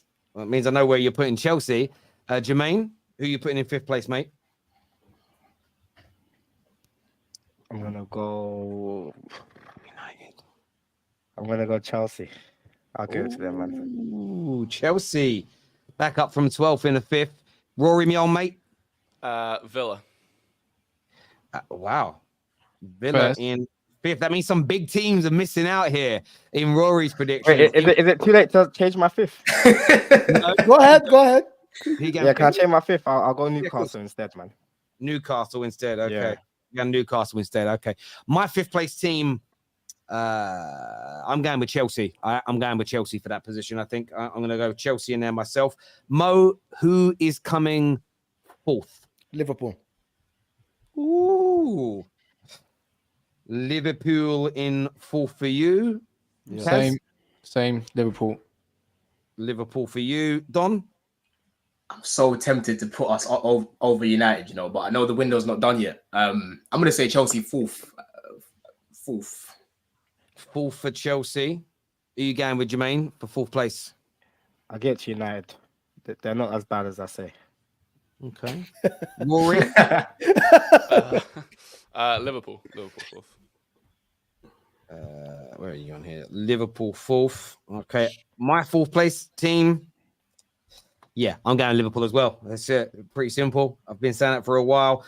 By the way, if they don't, these predictions, viewers, we will get these boys on again when the window shuts. If they don't sign a DM, my prediction for Liverpool will change, maybe dramatically. Same. That's what it is for now, because we all assume they're going to get one. We're going to go back the other way this time. So, Rory, I'm coming to you for your third place team. United. United. I like it. Jermaine? This is where it gets tricky. I think third. Say it. I know you're gonna say. I think third will be City, man. I'll put City there. Aye, my guy. City in third. Don, who you going with? United. United. Okay. United in third. Kaz? Say it. I know it. I know what you're thinking. Heart or head? Yeah, Man City, bun it. See, I know. Man City. You need to, I do want a bit of explanation from both of you two. Why are they going to finish so low? Oh, quick. Oh, easy, because I think the only route of goals is typically Haaland. Only Haaland. Stop Haaland, you stop a lot of goals. The only thing is that I can say is their defense is incredible, but I think I see a lot more draws than wins from them. That's the way I look at it. But I don't know who the thing is. It will change because they are going to sign someone, and I don't know who. That's it. I don't. Well, know they could be dropping 100 million on Paqueta. Yeah. See. Yeah. Don't fight me. No, Don't fight me. Paqueta doesn't move the needle. Like That's what I'm Paqueta trying to isn't the say. one. But Paqueta's a baller though, man. He was at West Ham. Yeah, what This is you're the saying, but it problem. will take time for him a little bit to like. But anyway, now for me, I'm not. It's not me that I said third. So. Yeah. I'll give my Let Jermaine City say reasons, yeah, I'll give my City reasons, yeah, because we all know whether they're the best or whatever. They've just won the treble, so I don't know how motivated they'll be. I've seen quotes from Rodri talking about he started 59, 60 games last year, and it's not the same doing it 2-3 seasons of that. And the other reason is because I think Liverpool are going to challenge for the league, and people are disrespecting them way too much, especially if they get Caicedo. If you look at Liverpool's preseason results, yeah, I know preseason ain't nothing to go off, but they've scored 3 or 4 every game, you know. And they conceded 3-4 And every they've game. conceded a lot. Yeah, This is the I problem. know, exactly. But if you look here, if you actually look, when they've conceded, they've been making the subs and certain players ain't been on the pitch anymore. Like I think they lost, was it Bayern Munich? Because they lost someone the other day, 2 late goals, and it was all their kids on the pitch. But the damage was already done. And if you look at the end of last season, I know no one had stuff to play for, well, not every team, but they were. When the players came back, they were firing. They were Gonna be- winning games. I got a question. I got a question for you then, quick, before we move into the top 2, right? Has anyone ever been in Europa League and challenged for the league? Arsenal Football Club, Arsenal last Arsenal season, fans. but- Yeah, Arsenal. Oh, I've almost missed like my own club. Yeah, that answers it, mate. So Yeah. with that, they're one centre back. For me, I don't know what they get on what centre back, but they're one centre back injury. Caicedo, not one centre back injury from it being Matip and Joe Gomez or something like that. So that's the only part. But yeah, the window is good still though. not. That's It's what- yeah, early, I said it. I don't know what they're gonna get, but we don't know what centre back they're gonna get. If they Yes, get a Nasco, then I'm gonna have a whole meltdown again. If they get Caicedo and Nasco, Yeah. whole stream. I won't even come on stream no more. Mo, who's in your third place position, bro? Man United. Manchester United. Cool. So Rory, I'm coming to. Oh no, my third. Who's my third place? My third place. Yeah, I'm going with Man United. That's what I'm putting in right now. We signed Kane. That's changing. Rory, I want your top 2, please. In ascend. We'll do champions first and then second place. Yeah. So champions. As a prediction, champions City, second Arsenal. You wanted to say Arsenal so badly, didn't Yeah. I actually like that. Like some fans feel the pressure that they have to say their team is gonna win it, just not to get backlash. But if you're objectively think that there's a team better than you, why not just be objective and say it? Like, It makes sense. Jermaine, who's your top two? I messed up with trying to big up my Liverpool thing because now I've got to say they'll win the league because at heart I think we're going to come second. But because of the situation I put myself in, I'll go Arsenal first, Liverpool second. But without us getting a striker, I don't really see it if I'm being hand on heart honest. Why are you predicting it? Wait. So you didn't put us? You took Chelsea. You took Chelsea out your top six. Put Chelsea where? We're doing top six, bro. We're doing the top six. Cool. Right. What's he talking about? You put them. You took us out your top six. Chelsea. Yeah, you swapped I Chelsea didn't out put with. them. Yeah, you swapped us out with No, Newcastle. I put Villa, Newcastle. I put United fourth. Then now I'm done my top three of City, Liverpool, and Arsenal. Well, That's cool. We're doing top why six. you feel right? so offended? Though? No. Do you know what it is? Hold on. Hold on. I'm not offended. I'm just like cool because We're talking about Jermaine's next my boy. season, Don. So I've got him now. No, we're I've got talking you about now. next season though. Not all this Okay, cool, project bro. stuff. Cool. That's fine. But anyway, I thought we were doing top six. But yeah, man, I'm gonna have to go Arsenal first and Liverpool second. But I want us to get a striker, man. We got Jesus injured right now. Rory, I don't know what you think, but what are we gonna do if Jesus injured, man? Eddie's not good enough. I think we're fine. He's going to be Unless back we put probably Trossard by he's going to be back by the end of August, and we've got three hopefully. okay. easy games before then. So I think we're fine. I think the issue for Arsenal is going to be later in the season if we're still in the Champions League. I think Jesus Most of ain't the squad reliable don't have the anyway, man. experience of it. So yeah, striker isn't my concern. What you saying, Don? Your top two, bro? Arsenal second. And yeah, Man City first. Man City first. Kaz? Man United second, Arsenal first. And the top three, the three are going to be in the same-ish bracket after, unless City go sign Barella and everything, then just You're gonna get second with man like Højlund. Yeah, I believe Is he fit? Is he fit? I'm hearing he can't even play more than 2 games a week. No, He's all right over there. He's back fully fit. I think he's back against Spurs even, but he's fully fit against Arsenal. But the thing is, he's training on grass in boots. Once players are training on grass in boots, there's no issues. This is the best comment of the day, actually, from League. Says Jay didn't take Chelsea out the top six. Chelsea did that themselves. I like this. I like this dismissal anyway. I love it. What are you saying, Mo? I'm gonna say prediction. I predict City to win the league and Arsenal second. Okay. Well, everyone knows who I'm going to predict to win the league. We know that for sure. We know that. I'm predicting Arsenal second and Man City to come first. Look, I think Arsenal are going to run them close again, but I can't not predict City right now. However, like I've said, once the window's open, we'll redo these predictions because we'd have seen 3 or 4 games, who we all sign and everything else. But that's what I'm going with there. We'll get graphics made up of this so that people can't, they're all noted down in the book. And then we'll make graphics up of this later on down the line so we can hold you to it. This here says, well, as not me literally agreed with my wild take. Lol. Yeah, this guy's predicted that for a while, actually, that Arsenal are going to win the league. And most people disagree with him. First, Arsenal. Second, Man United. Third, City. Fourth, Liverpool. Fifth, Chelsea. Sixth, Tottenham. 7th, Newcastle. 8th, Villa. 9th, Brighton. I think that would be the top 4. I think that would be the top 4. Wallahi, the disrespect to Newcastle on these streams is mad, bro. Bro, you know what? You love By the way, them, bro. That's the difference, bro. Every That would be the top 4. You know, Stop bombing them. Spurs didn't make it into a single one of our top 6s, and that's with Kane. I If did they lose Kane, did you have Spurs in your top 6? 6 with Kane, yes. With Kane. They're losing Yeah, Kane. I If honestly, they lose Kane, bro, they come 9th, and I'm true to my word. If they lose Harry Kane and Richarlison is up top, I am putting Spurs 9th or 10th with Brentford ahead of them.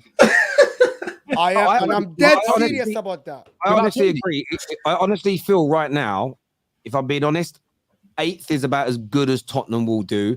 I think they've hired a manager with no experience at the elite level of European football. Yes, he managed Celtic and he was in the Champions League, but the standard of that league now is below the Championship. They've bought barely anybody. They haven't addressed their issues. You can tell by the fans how they feel. And I still think they'll lose Kane. If they lose Kane, 5th, like 8th, maximum is where they'll be. They won't be able to touch everybody else. They're in dire straits. They really are. Excuse the pun. But there we go. My top 2, Arsenal and Liverpool, is what Debbie says. Hope you're well, Debbie. George here says Arsenal 1st, Liverpool 2nd, City 3rd, United 4th, Newcastle 5th, Chelsea 6th. Perhaps borderline crazy, but let's see. Terry, please don't predict Arsenal to win the Premier League. You jinxed your last Premier League predictions. Clinton, maybe you've caught on very early there, my friend. Bro, why are you ignoring? We'll come back to your super chats in a minute, bro. Question for Terry on Paramount Plus thing. I already have NordVPN. Do I need to sign up through Amazon or directly with them? It doesn't really matter because I've got Paramount Plus through Sky TV because I have Sky Movies and you get Paramount Plus for free. If I cancel it, I have to pay $6.99 a month, and you sign up the same. So whichever way, as long as you've got the app and you can open it on the desktop version and app, it should work absolutely fine. So yeah, and it's $6.99 in the UK. Well, you might be watching it somewhere else in the world, and even cheaper. Some places get stuff a lot cheaper than we get them here as well. So yeah, that's what you got to do. Question to the Chelsea fan: you think Santos is behind Adams or ahead of Adams? I think the plan for Santos is probably going to be to play him a little bit further forward because he can play as like a box-to-box 8. To be fair, maybe he'll come in for some games for Enzo because I think what Adams will be, he'll be a bit of an understudy but squad depth for Caicedo. But Santos can still play that role. So I think what will happen now is Santos will probably get played a bit further up to get more game time. That makes sense. I get where you're coming from. NLF here says, I don't get the Spurs slander, and I'm actually an Arsenal fan. If you look at them and Chelsea's squads, Chelsea only have a better defense, like with Kane being there. I mean, we've got a lot of unproven players. This is the thing. But I've seen the quality in the players that we've got when it comes to even the attack. So we just have to wait.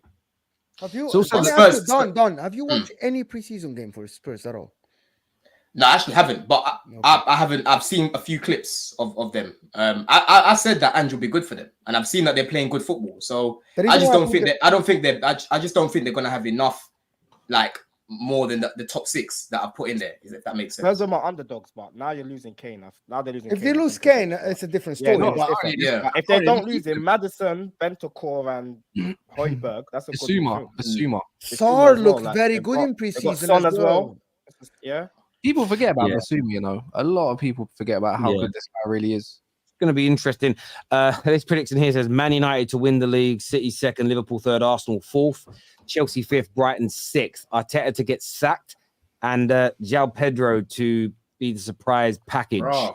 Look, first of all, this comment has been doing too much, but I respect the João Pedro shout. I'm not going to pay attention to anything else, but the João Pedro thing, serious guy, man. You're right, João Pedro. Ivory, I love that. Keep going. Tina here says, if United get Kane, United are going to win the league. If United end up in front of Arsenal, should Arteta get the sack? No. Why should Arteta get the sack? Well, by your logic earlier, we should, because we're an awful run team that's crap. You can't have an awful run team that's crap with bad fans in front of you, can you? To be honest, yeah, the only way I'm ignoring that, sorry, but the only way Arsenal come top 2, the only way Arsenal come top 2, in my opinion, is if we go deep in maybe champs. We might come 3rd or 4th. The only way you don't make top 2 is if there's teams that are better than you. Yeah, but legit, you guys aren't better. You guys are. We're not right now, but like over the course, listen, I'm predicting you to finish ahead of us, but nobody predicted you guys to be as good as you were last year. That's the thing with football. All our predictions. There is going to be there'll probably be 1 or 2 of the teams in our top 6s who are like struggling to make it or don't, and 1 or 2 surprise packages that are so much better than we're all expecting, and that's what I love. Mr. Tybox here, thank you for this amazing super chat. He says Arsenal 1st, Man City 2nd, United 3rd, Chelsea 4th, Liverpool 5th, Newcastle 6th. Massively appreciate the content. Thanks all. Spurs 17th. That would be hilarious if they did. Is that relegated? That's not quite relegated. No, it'd be better if they're 18th and they go down. But thank you for that amazing donation, Mr. Tybox123. I appreciate that a hell of a lot. We really do here at the Football Terrace. Listen, ladies and gentlemen, we may Be back live later if the Caicedo news breaks. We'll see what happens. I want to thank Kaz and Mo from Never a Foul for coming on. Don, who's everywhere, including the Terrace right now. Jermaine, thanks for coming on. Rory talks football as well. I appreciate it. To all my super chatters and members, you're amazing. For everyone who hit the like button, thank you. But remember to go get yourself signed up tonight to NordVPN. Ahead of that Premier League season starting. Remember, just go back to the time in the video and watch it. Very easy to set up. All you need to do is get on Paramount Plus and you get Premier League football, $6.99 a month, every single game available. Change your NordVPN location to Mexico or Costa Rica and you get it cheap as chips. Oh, hang on, Debbie's back with a super chat here. She says, to the Chelsea fan, what would your reaction be if Liverpool get Caicedo and Kane leaves the Spurs? If Liverpool get Caicedo, they're challenging. They're challenging. What's your reaction, bro? Where's Chelsea going to finish? Gonna cry. I said fourth. It's gonna Ahead cry. of Liverpool as it is right now. With no Caicedo. What if you don't get Caicedo? No, if we get Caicedo, I said fourth. Right now, as it stands, I said fourth. I said What if Liverpool Liverpool fifth. get him, bro? Look, the comment says Liverpool. I've just answered the question. I said they'll challenge if they get Caicedo. Talk about what You're Chelsea do basing if your Liverpool- prediction based on Caicedo them. being a Chelsea player. I think Caicedo's going to elevate okay. us that much. Oh, That's what I'm basing it on. What Yeah. if you don't get Caicedo, bro? I've literally just said if we don't get Caicedo, we won't finish in the top 6. If you Okay. get Oh, Caicedo, yeah. I can't lie. If you get Caicedo, yeah, you're in my top 4. You're in my top. Liverpool drop straight And out. that's why I've put us fourth because I believe we're going to get him. Because you know what? People forget how sick Chilwell and Reece James, Malagusto, if you don't know about him, just get to know him already. Oh. And even Cucurella, imagine them going forward. They have a lot of strength on the wings in that sense. And that's what people need to and they got one game a week. Don't sleep on that part. If they go get Caicedo, it is kind of a long day. In Kunku or not, they can switch up to a 4-3-3 if See, they want. this is the difference with you guys. I've made my prediction based on my confidence that we'll get Caicedo, but you guys obviously because you haven't seen him yet, you're judging off of that. But I need you we to move, get we him. move, we move, we move, we move. I hate Liverpool. Just get. Gus doesn't know what to say. He's just like, He's done. Listen, everyone, thank you. Take care. Goodbye. God bless. And we'll see you all again